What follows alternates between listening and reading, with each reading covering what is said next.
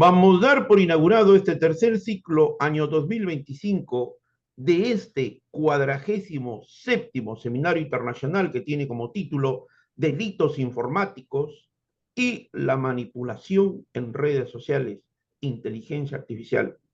La misma que está a cargo de la doctora Heidi Piedad Hernández Iñigo. Ella es doctorando en ciencias forenses por el Centro de Estudios Superiores en Ciencias Jurídicas y Criminológicas. Para el directorio del Instituto Peruano de Inteligencia Artificial y Ciudadanía Digital, colaboradores en el Perú y colaboradores en el extranjero, siempre es un altísimo honor, es un privilegio académico e intelectual contar con la participación de la doctora Heidi Pinat Hernández Inigo.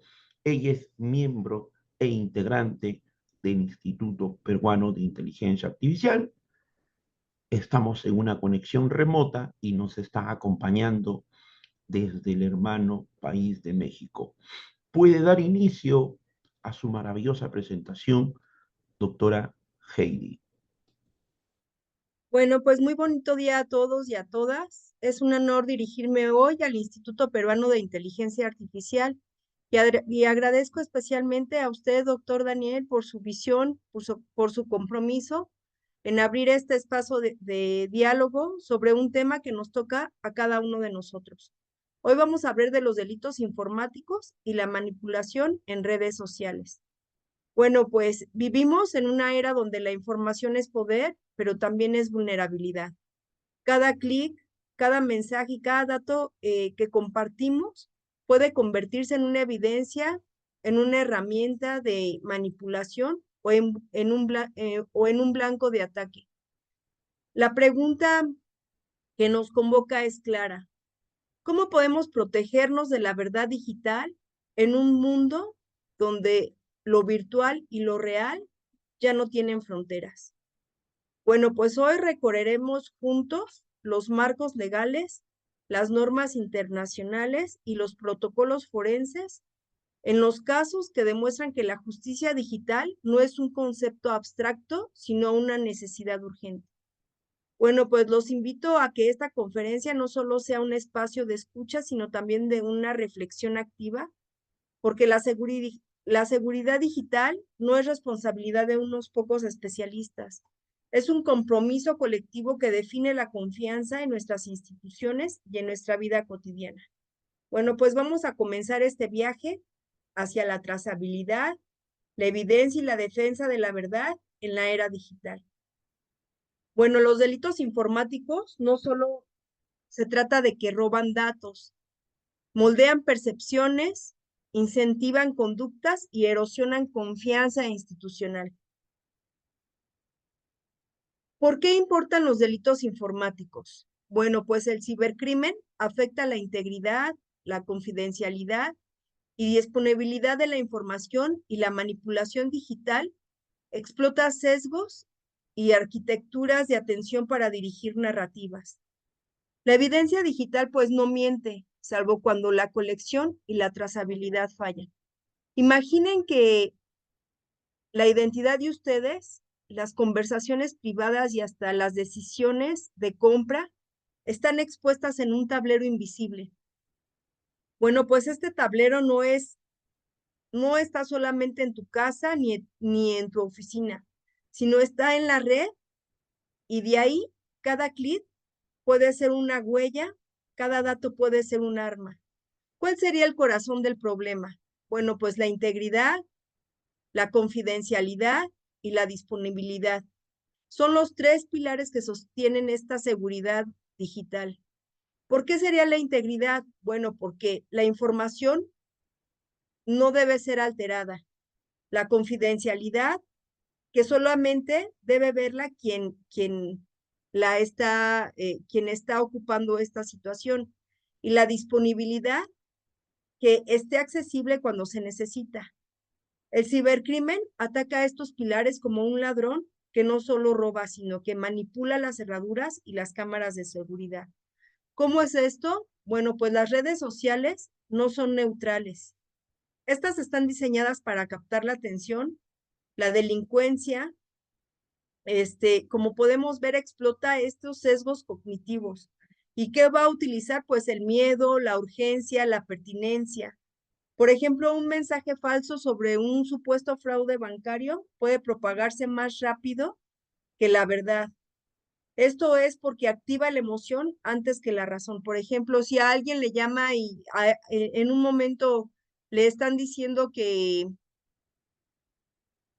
no sé, a mí me ha llegado a pasar que duplican mi Facebook y están pidiendo dinero porque piensan que estoy en una situación de vulnerabilidad y, por ejemplo, mis familiares se podrían alterar por esta situación.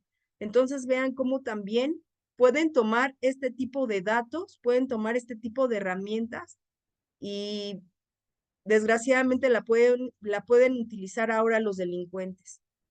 Bueno, sin embargo, la evidencia digital no miente. Esto lo podemos ver cuando somos peritos en la materia, como cuando somos investigadores en la materia, salvo cuando la colección y la trazabilidad fallan. ¿Cómo se podría ver la prueba digital? Recuerden que esta herramienta de la prueba digital es tan poderosa, pero también puede ser muy frágil. Entonces se debe de tener mucho cuidado. Por ejemplo, un mensaje de texto, una grabación de voz o una conversación en redes sociales pueden convertirse en evidencia clave dentro de un juicio. Sin embargo, si esa evidencia no se recolecta siguiendo protocolos forenses, como el cálculo de hash, para garantizar que el archivo no ha sido alterado, asimismo esta con la cadena de custodia que documenta quién tuvo acceso a esta información en cada momento, y asimismo la preservación adecuada que tiene que ser el soporte digital, entonces su valor probatorio se derrumba. Imaginen un caso en el que se presenta un chat como una prueba de amenaza, como podemos ver aquí en la diapositiva.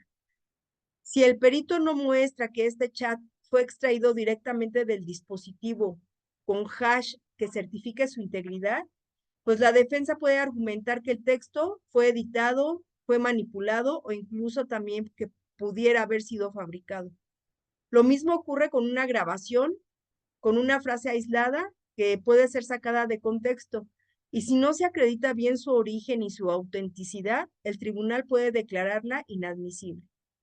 En otras palabras, una conversación digital puede ser la pieza clave para un juicio, o también convertirse en un papel mojado si no se asegura su trazabilidad. Por eso es que nosotros los forenses debemos seguir los protocolos, no solo como un formalismo burocrático, sino también como la garantía de que la verdad digital resista el escrutinio judicial. Sin ellos, cualquier frase, cualquier plática o cualquier archivo puede ser cuestionado, puede ir debilitando la defensa o la acusación y poniendo en riesgo la justicia y la verdad científica. Por ejemplo, si en un proceso penal por amenazas, la parte acusadora presentó como prueba principal una serie de capturas de pantalla de WhatsApp en donde el imputado supuestamente decía, te voy a matar, te voy a destruir, ya verás qué te pasa. A primera vista, pues la frase parecería incriminatoria, ¿no creen? Y podría ser algo contundente. Sin embargo, en juicio podrían surgir tres problemas técnicos legales. ¿Cuáles serían? Pues como primer punto tendría un origen incierto, pues este tipo de capturas que fueron entregadas en papel sin un respaldo digital ni una constancia de extracción directa del dispositivo. La defensa argumentó que podría haber sido editadas con programas de edición de imágenes. Recuerden que ahorita ya cualquiera puede manipular este tipo de conversaciones. Dos, pues habría una ausencia de hash y la cadena de custodia.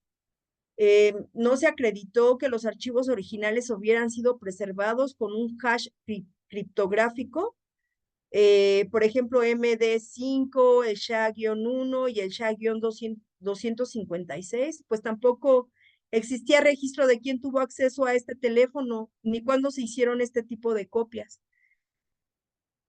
Por ejemplo, esto puede abrir la puerta de la duda razonable Y esta frase, pues realmente estaba en el dispositivo del acusado, podríamos nosotros preguntarnos, ¿no? ¿Por qué? Porque no hay nada que lo avale, no hay nada que lo respalde. Y también, pues, como tercer punto, habría un contexto manipulado. Al analizar el dispositivo en una pericia independiente, se descubrió que la conversación original incluía un intercambio previo donde el acusado respondía a una provocación. Por ejemplo, la frase aislada presentada sin contexto alteraba el sentido del diálogo. Vean por esto que es muy importante que siempre tenga que pasar por un perito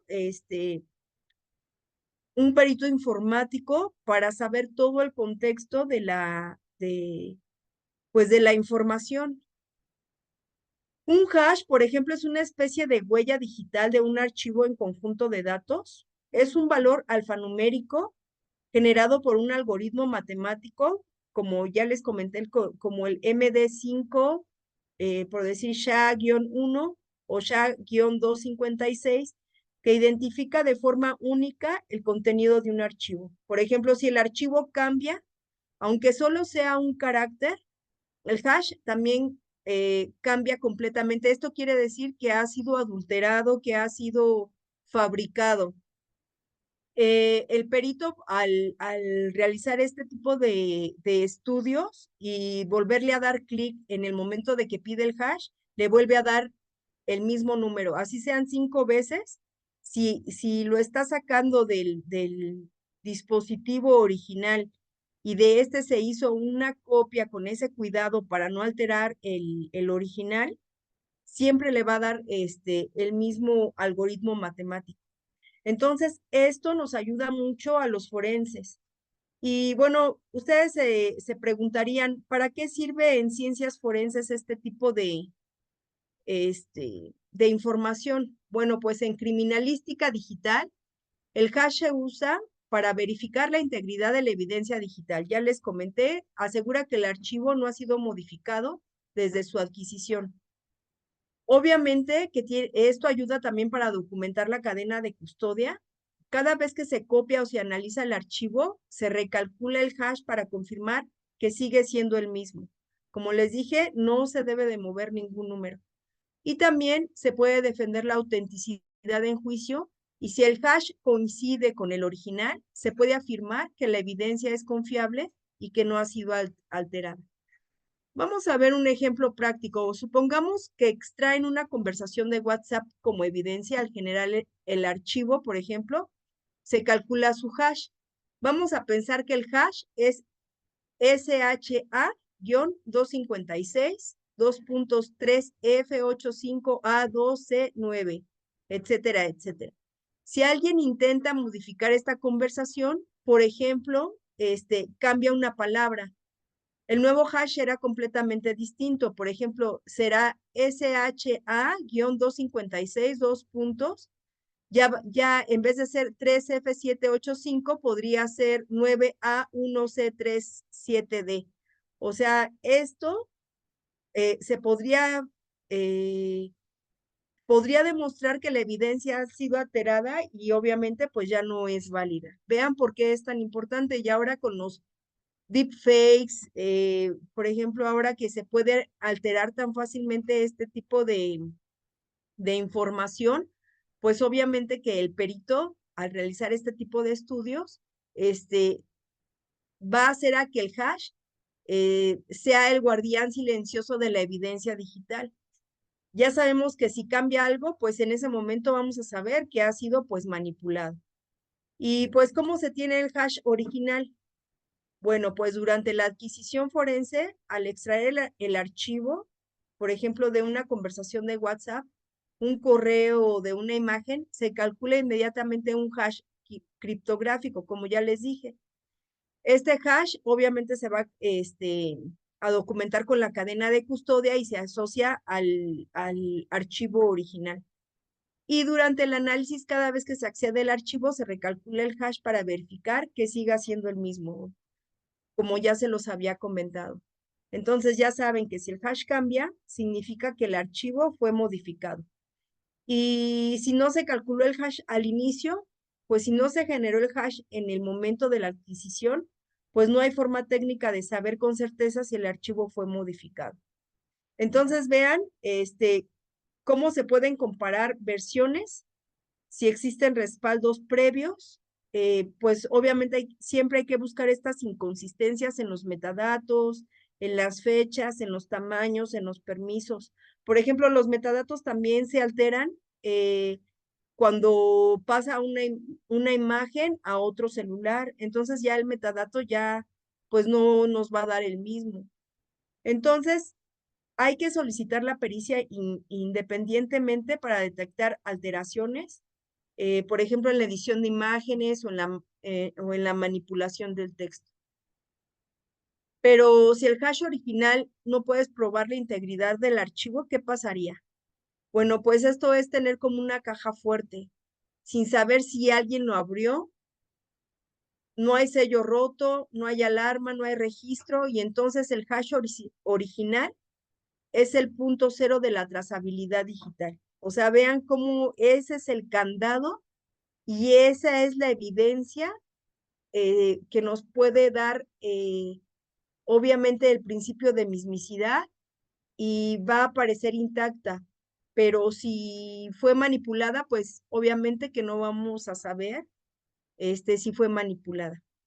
Bueno, en esta diapositiva que ven aquí, que veían aquí, bueno, si la podríamos regresar, doctor, por favor. Podríamos ver que a la izquierda, el escenario ideal, pues que se calcula el hash, se documenta la cadena de custodia y se usa la metodología reproducible y el dictamen se sostiene en juicio. Pero a la derecha, si no hay hash y no hay esa trazabilidad, el escenario crítico, pues obviamente queda indefendible, pues no hay trazabilidad, no hay garantía de integridad y cualquier abogado podría pedir su nulidad. Bueno, como pueden ver esta imagen, pues traté de que vean las diferencias y el por qué se deben de guardar este tipo de protocolos. Ya podemos seguir con la siguiente diapositiva. Por favor, doctor. Bueno, pues como podemos ver, la evidencia digital es frágil. Una conversación puede ser decisiva, pero también puede ser cuestionada si no se asegura su autenticidad. Hay que seguir los protocolos forenses, que son la garantía, el hash, la cadena de custodia y la preservación. Son los que se convierten en un simple archivo y en una prueba válida. La narrativa importa. Recuerden que una frase aislada puede condenar injustamente el contexto completo para exculpar. Como ya les comentaba, pues no, en el caso que vimos anteriormente, pues no se veía toda la conversación en sí, y entonces solamente habían agarrado un texto fuera de contexto. Y entonces, vean qué pasaría si mañana alguien manipula eh, un perfil en redes sociales y lo usa para convencer a los amigos de algo que nunca dijeron. Bueno, como pueden ver, esto conecta la dimensión técnica con la vida cotidiana, pues todos somos vulnerables porque todos utilizamos las redes sociales. Entonces, los delitos informáticos no son solo ataques a máquinas, son ataques a la confianza social.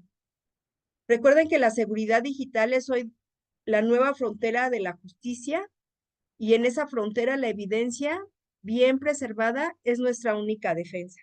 Pasamos a la siguiente diapositiva, por favor, doctor. Bueno, aquí en Latinoamérica,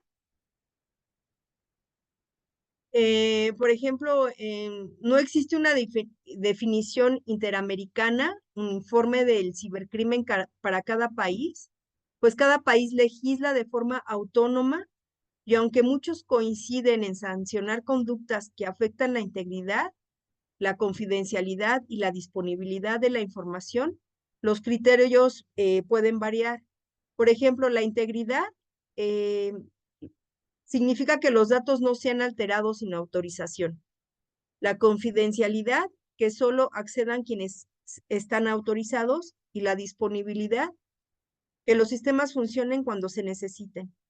Bueno, este enfoque técnico, aunque útil, no cubre nuevas formas de daño digital, como por ejemplo podría ser la manipulación algorítmica, el acoso automatizado o la desinformación cotidiana.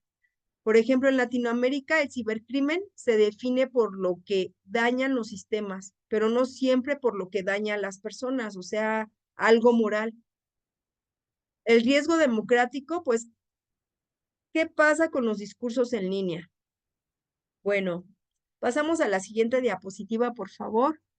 En contextos de protesta, crisis o contención social, algunos estados han estado usando leyes de cibercrimen para perseguir expresiones legítimas en redes sociales.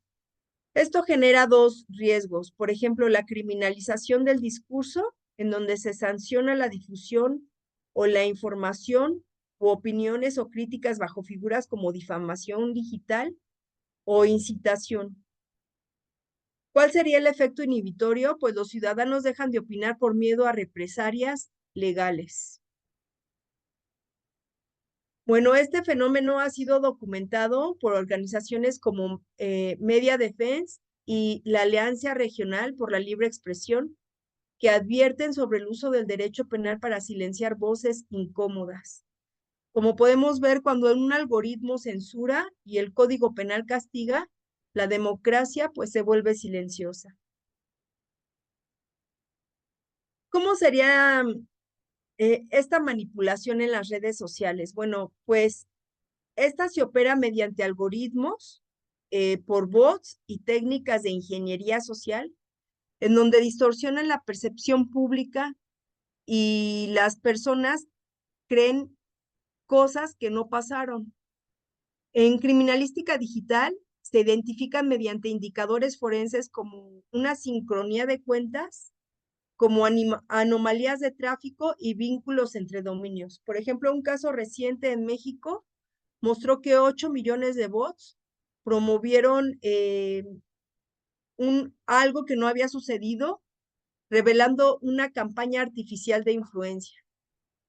¿Cómo sería esta manipulación en las redes sociales como arquitectura de la influencia? Por ejemplo, las redes sociales no son espacios neutrales. Estas están diseñadas para captar la atención, moldear preferencias y amplificar ciertos contenidos. Esta arquitectura se compone, por ejemplo, de algoritmos de recomendación, en donde priorizan lo que vemos según nuestras interacciones, y esto lo hacen creando burbujas informativas que refuerzan creencias y emociones. Microsegmentación permite dirigir mensajes específicos a grupos definidos por edad, por ubicación, intereses o vulnerabilidades. También pueden utilizar amplificación artificial, en donde bots y trolls replican mensajes y simulan concesos y generan ruido digital. Los bots pueden publicar, comentar y seguir cuentas automáticamente. Por ejemplo, a mí me tocó ver que en TikTok decían que aquí en la Ciudad de México estaba nevando, y a cada ratito así llegaban como ese tipo de información que había sido completamente falsa. Entonces, vean eh, cómo en cuestión de segundos te llega otro y te llega otro y te llega otro. En esto podemos ver que por el tiempo que se está dando la información, podrían ser los bots quienes pueden estar publicando, comentando y seguir estas cuentas automáticamente, ¿no? Incluso que pueden dejar hasta, pues ahí como mensajitos en este tipo de información que es falsa. ¿Cuáles serían estos indicadores forenses? Bueno, por los peritos digitales detectan la manipulación mediante anomalías de tráfico, como ya les comenté, picos de actividad no orgánica, interacciones masivas en segundos. O sea, esto puede ser que muchas personas al mismo tiempo pueden estar viendo este tipo de información. Sincronía de cuentas. Puede haber múltiples perfiles que publican el mismo contenido al mismo tiempo. Patrones de creación, pues son cuentas nuevas con nombres similares, sin foto ni historial. También puede haber vínculos entre dominios, uso de acortadores, redirecciones y servidores compartidos para distribuir un contenido coordinado. Estos indicadores permiten reconstruir campañas de influencia y distinguir entre la actividad espontánea y también la actividad manipulada. Recuerden que también, desgraciadamente, pues los gobiernos también manipulan la información digital mediante bots, algoritmos, control narrativo. Bueno, no precisamente los gobiernos, sino también podrían ser los partidos políticos, ¿no? Pero también esto va a causar desinformación. Este tipo también lo utilizan para tener estrategias para influir en la opinión pública y así polarizar el discurso y legitimar sus agendas, ¿no?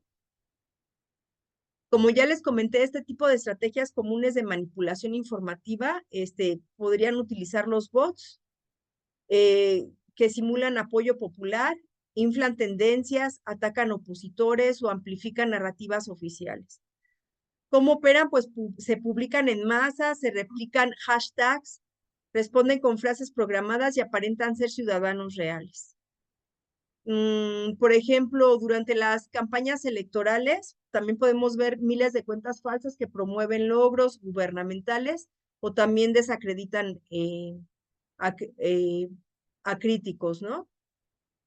Podemos ver que también son algoritmos sesgados y puede haber una amplificación selectiva. ¿Qué hacen? Pues manipulan la visibilidad de ciertos contenidos en las redes sociales o en medios digitales. Y operan de manera que se paga la publicidad segmentada, se promueven influencers afines y se ocultan temas incómodos.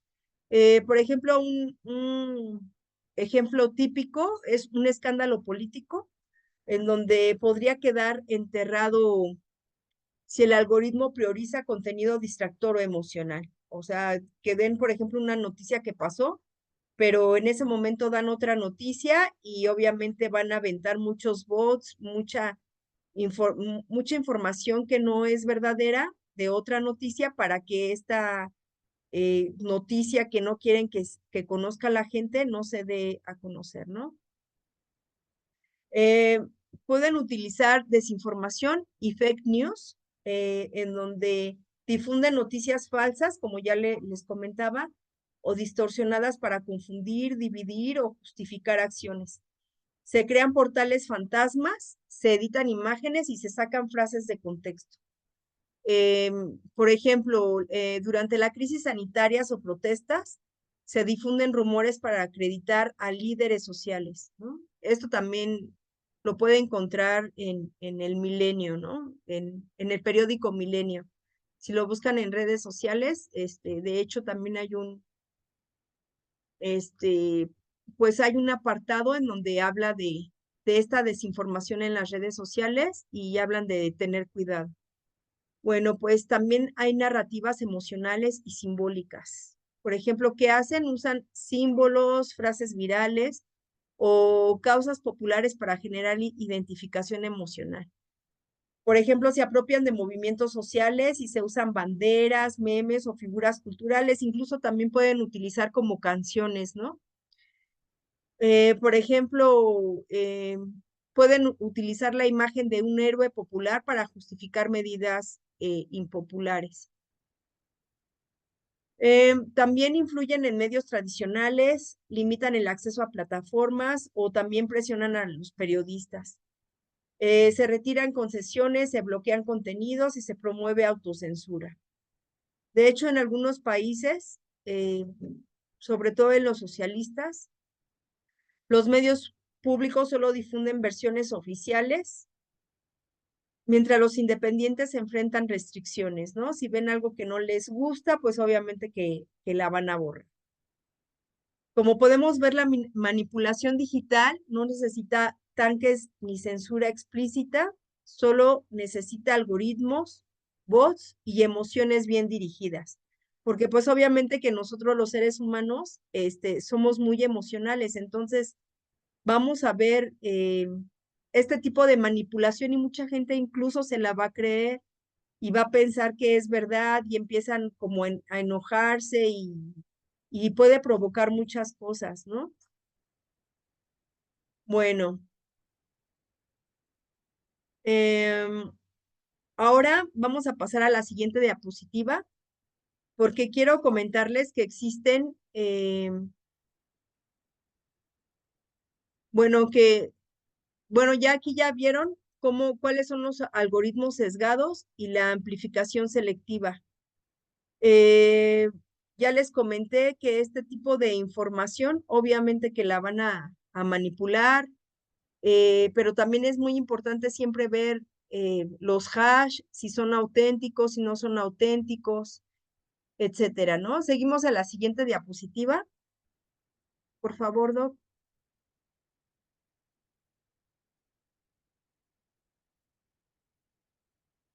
Bueno, vamos a ver qué significan los fake.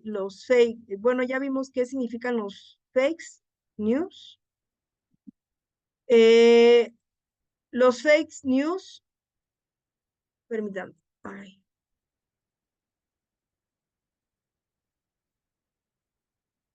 Los fake news, pues son noticias falsas, como ya se los comentaba, son informaciones falsas que son inventadas o distorsionadas que parecen reales. Esto busca provocar emociones fuertes, miedo, enojo, sorpresa, y pues muchas veces usan títulos llamativos o imágenes fuera de contexto, ¿no? Y obviamente, ¿por qué son peligrosas? Bueno, pues porque pueden hacer a que la gente crea cosas que no son verdad, como les comentaba, influyen en decisiones importantes, por ejemplo, en la política, en la salud, en la economía, dañan la reputación de las personas también, o incluso hasta de las instituciones, ¿no? Entonces también hay que tener mucho cuidado con ese tipo de circunstancias.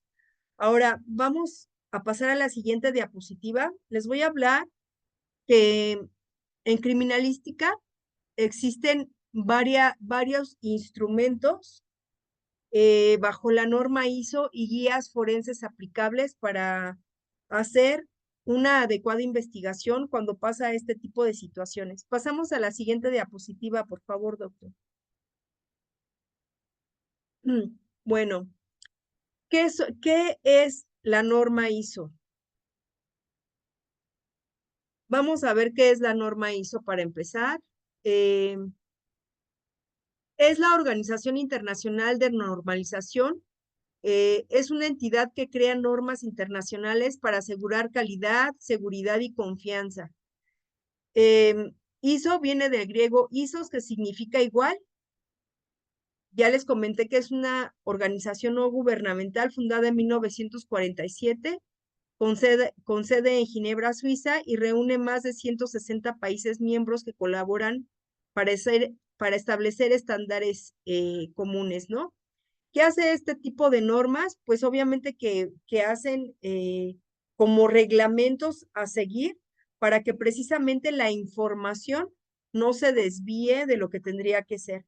Nosotros como peritos llevamos una metodología científica, son técnicas y métodos que tenemos que llevar con un lineamiento, con este tipo de lineamientos, y esto va a evitar a que haya sesgos o hasta incluso que las conclusiones puedan ser diferentes.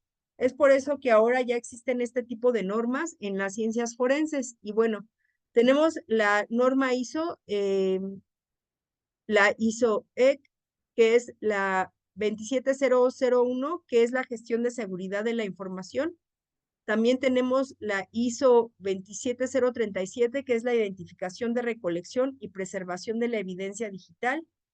La ISO 27041, 27042 y 27043, que nos dice el aseguramiento del proceso y el análisis de gestión de investigación digital. Y también la norma ISO 27050, que se habla del discovery, que es el manejo jurídico técnico de información electrónica. ¿Por qué tenemos que hablar de la norma ISO en criminalística digital? Bueno, pues como ya se los comenté, la norma ISO y EC no son leyes, pero actúan como estándares internacionales de buenas prácticas. En peritajes digitales permiten demostrar que la evidencia fue recolectada, preservada y analizada con rigor técnico, lo que fortalece su valor probatorio. Y esto se lleva a la defensa oral en los juicios de audiencias orales. Y bueno, pues en el mundo digital no basta con tener la verdad, sino también obviamente siempre hay que demostrarla. Recuerden que la criminalística es completamente objetiva y completamente demostrable científicamente. Bueno, les voy a hablar sobre la norma ISO 27001.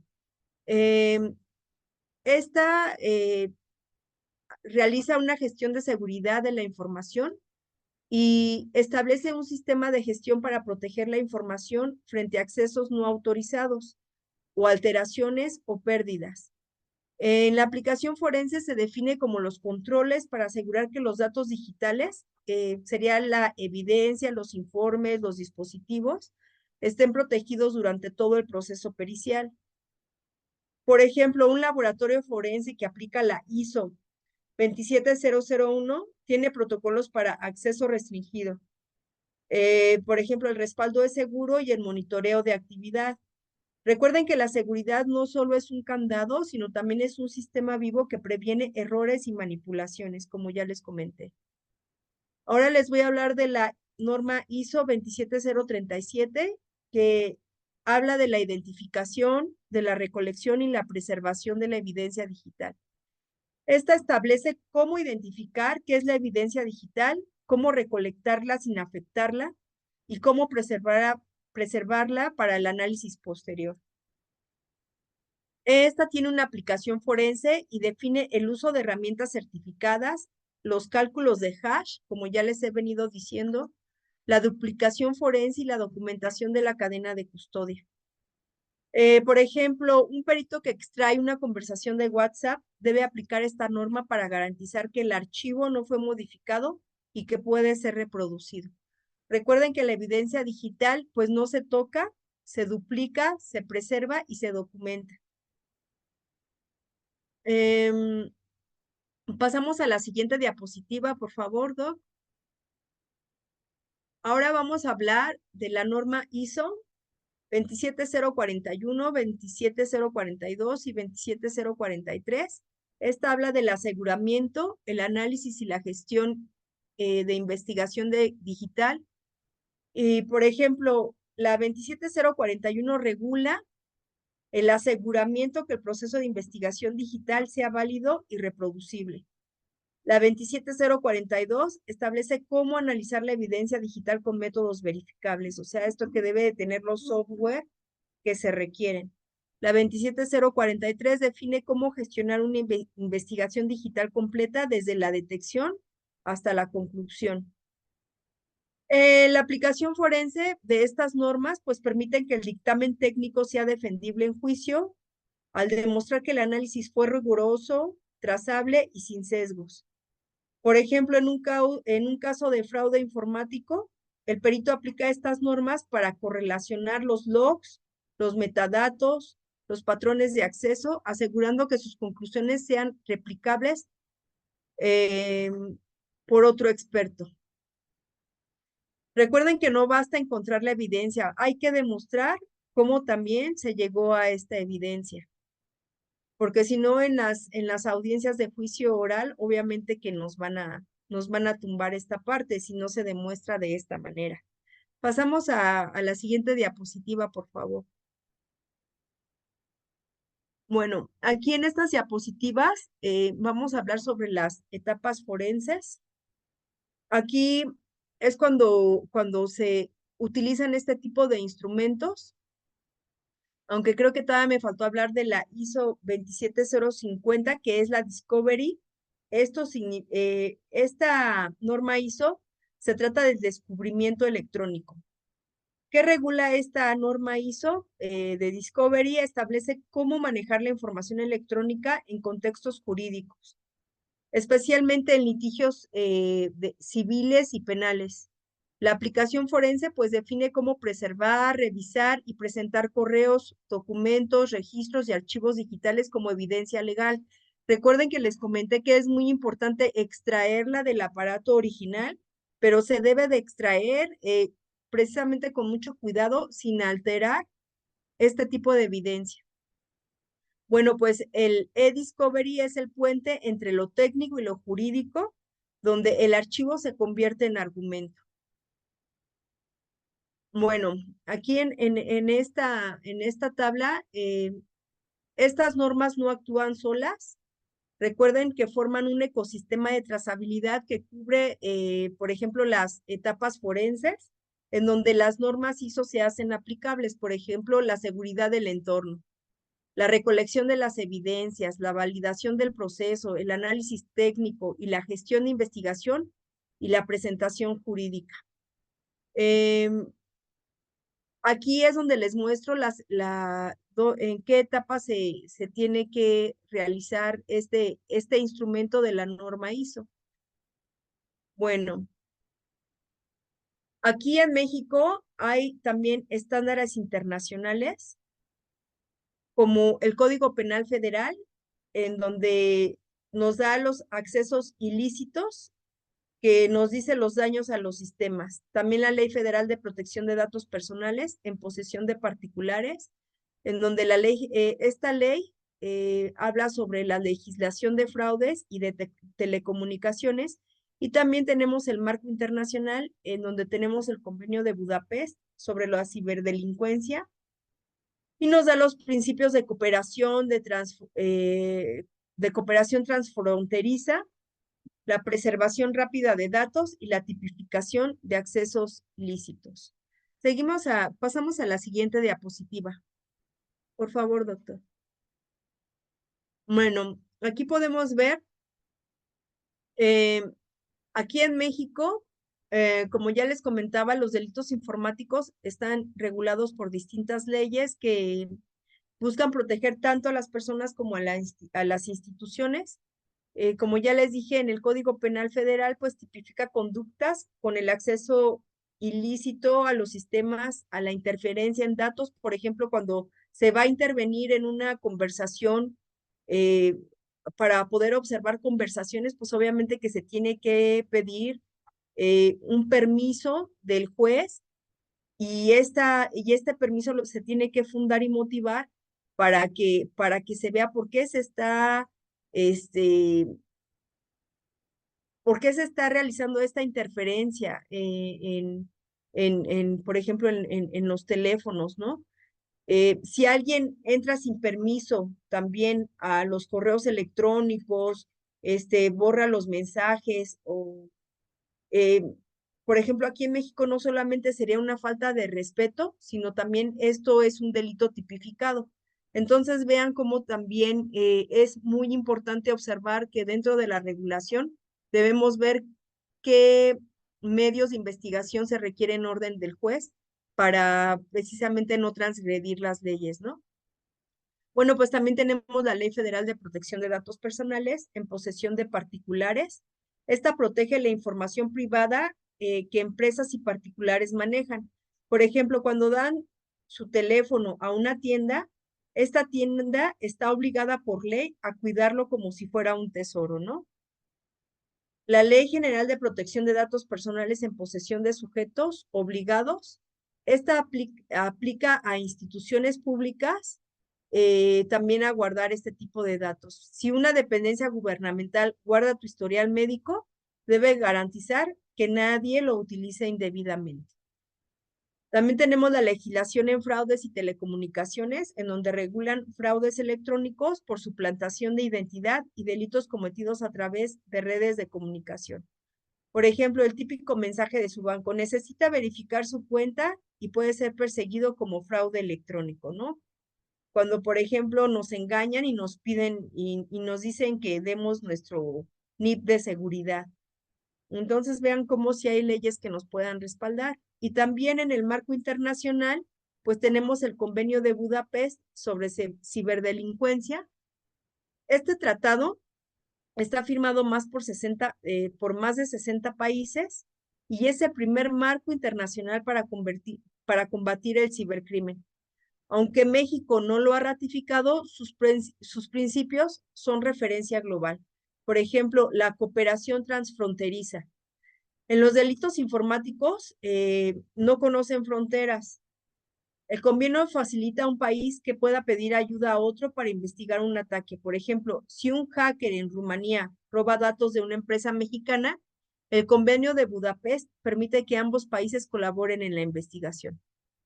Bueno, pues esto ayudaría a la preservación rápida de datos y establece mecanismos para que la evidencia digital se conserve antes de que ésta sea borrada o que también sea alterada. Por ejemplo, un servidor puede eliminar registros en cuestión de minutos. El convenio obliga a preservarlos de inmediato para que no se pierda esta prueba. La tipificación de accesos ilícitos también se define como el delito del acceso no autorizado a sistemas de interferencia de datos. Y el fraude informático, por ejemplo, no importa si el acceso fue para curiosear, ¿no? O sea, que diga, ay, nada más me asomaba para ver a ver qué había. O sea, no, eso no debe de importar.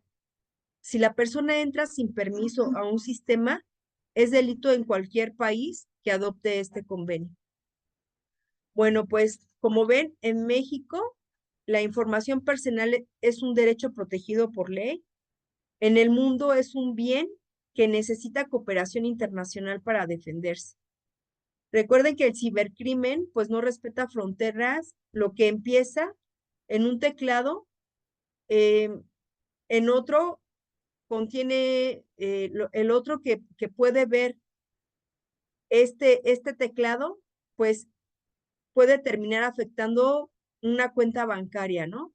La evidencia digital es frágil y las leyes pues son obviamente nuestro escudo que evitan a que se pierda esta parte del camino.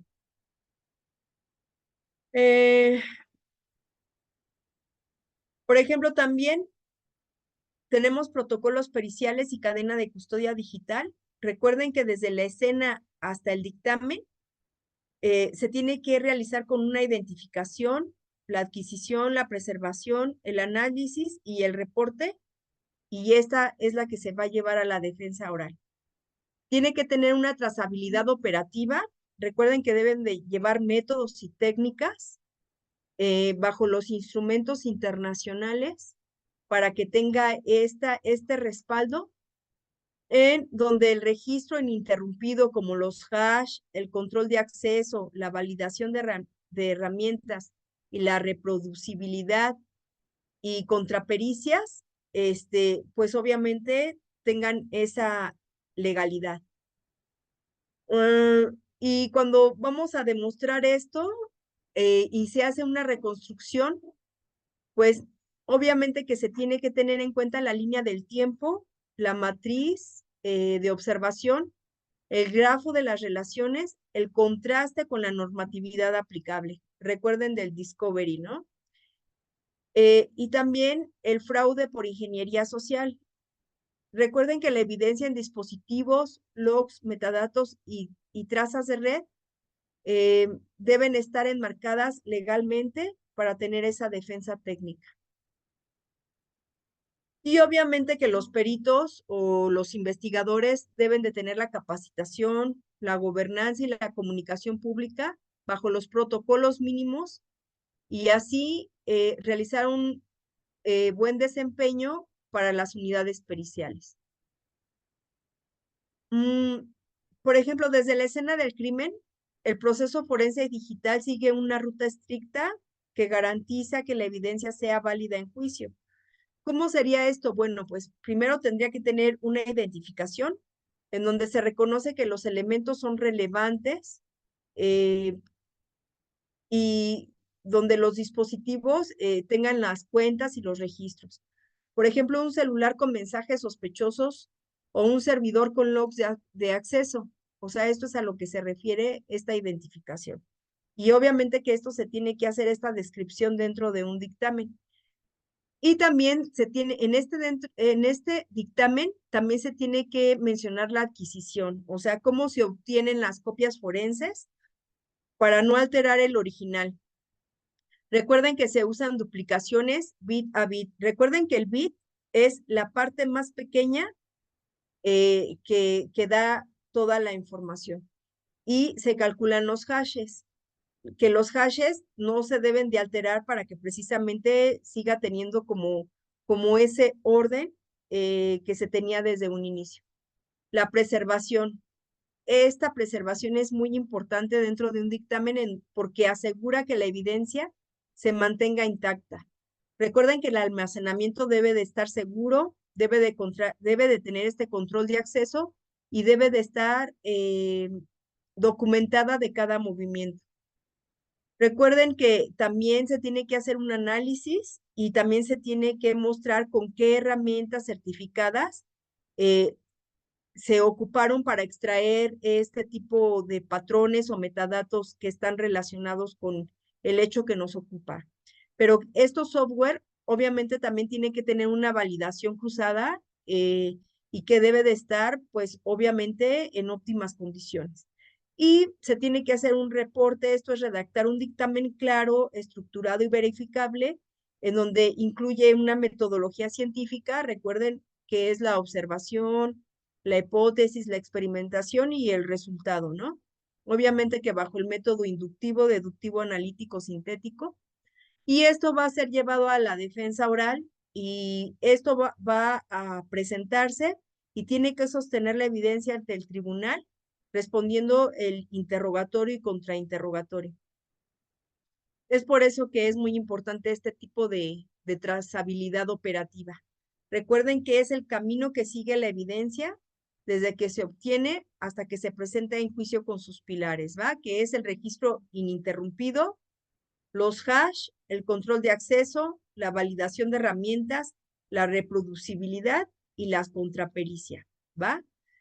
Recuerden que obviamente esto va con la cadena de custodia, que es el hilo rojo, que si se rompe la evidencia, pues obviamente se pierde, ¿no? Vamos a ver un caso, por ejemplo, no sé, un análisis reveló que 500 cuentas nuevas publicaran el mismo mensaje en menos de 10 segundos. Bueno, vean cómo este tipo de grafos, al momento de realizar este tipo de estudios, nos puede mostrar que todas estas cuentas estaban vinculadas a un mismo servidor extranjero, ¿no? Pero ¿cómo se pudo haber reconstruido esta campaña que pudieron haber realizado en estas 500 cuentas? Bueno, pues tuvieron que reconstruir bajo una línea de tiempo en donde se ordenan los eventos, se hacen la creación de cuentas de picos de actividad de difusión de mensajes, se observa de dónde salió, o sea, la matriz de observación, en donde se registran patrones, usuarios, horarios, hashtags y el grafo de las relaciones. Se visualiza conexiones entre cuentas, dominios y narrativas, ¿no? ¿Cómo sería un fraude por ingeniería social? Bueno, por ejemplo, un correo decía, su banco necesita verificar su cuenta. El análisis forense mostró que el dominio era falso y el servidor estaba en otro país y el enlace llevaba a una página clonada. ¿Cómo se realiza este tipo de estudios? Pues se evidencia en dispositivos, por ejemplo, los mensajes falsos, correos de phishing, apps fraudulentas, también se buscan los logs y los metadatos, el registro de acceso, las direcciones del IP, los horarios de conexión. También se buscan las trazas de red, las rutas de envío, los servidores intermediarios, los patrones de tráfico. Y obviamente que esto tiene que estar en un enmarque legal si se tipifica como fraude electrónico y acceso ilícito, o sea, si se encuadra dentro de esta tipicidad. Y obviamente que la defensa técnica va a demostrar cómo la víctima fue inducida a error mediante una manipulación digital, ¿no? Bueno, como ven, la justicia digital no se construye con discursos, sino también con protocolos para que sea verificable. Y esos protocolos son la garantía de que la verdad resista al paso del tiempo y al escrutinio. Pasamos a la siguiente diapositiva, por favor, Doc. Ya vemos que los marcos legales, pues es el Código Penal Federal, la ley, el convenio de Budapest y las directrices de derechos humanos en entornos digitales, pues también entran, ¿no? La necesidad de proporcionalidad, y el debido proceso en la persecución de cibercrímenes, especialmente cuando se rozan expresiones en línea. En Latinoamérica, la ausencia de una definición legal como de cibercrimen complica la armonización y la práctica recurre a afectaciones de integridad, confidencialidad y disponibilidad para delimitar conductas y políticas, ¿no? Pues como ya pudimos ver, obviamente la ley es quien nos tiene que proteger porque estamos en un mundo digital que avanza día con día. Y obviamente que antes de tocar cualquier dispositivo o cualquier servicio como peritos, obviamente tenemos que seguir estos protocolos y esta trazabilidad operativa en donde nosotros como perito, pues obviamente que todo va a comenzar con un orden judicial o con el consentimiento de la persona. En cualquier hallazgo puede ser declarado, porque si no, cualquier hallazgo puede ser inválido. También eso se me había olvidado comentarles. Por ejemplo, imaginen que un perito entra a revisar un celular sin autorización. Pues, ¿qué va a pasar? Que aunque encuentren pruebas de fraude, estas pruebas pues no van a valer ante un juicio porque se obtuvieron de manera ilegal. Siempre hay que hacer el aseguramiento del entorno, en donde se aíslan redes, se controla la energía y se documenta en la escena con fotografías, con notas de campo. Por ejemplo, es como congelar a tiempo, se apaga el Wi-Fi, se toman las fotos del escritorio y se anotan detalles para que nadie pueda decir que la evidencia fue manipulada. La integridad, la adquisición y la preservación, pues nos van a dar la integridad y obviamente que se tiene que buscar el método adecuado. Si deciden entrar a imagen física, a todo el disco o la lógica en archivos específicos, si hay procesos activos, se capturan datos de la memoria volátil. Por ejemplo, un fraude bancario puede dejar rastros en la memoria RAM, pero si no se captura a tiempo, esta evidencia se evapora también como el humo, ¿no?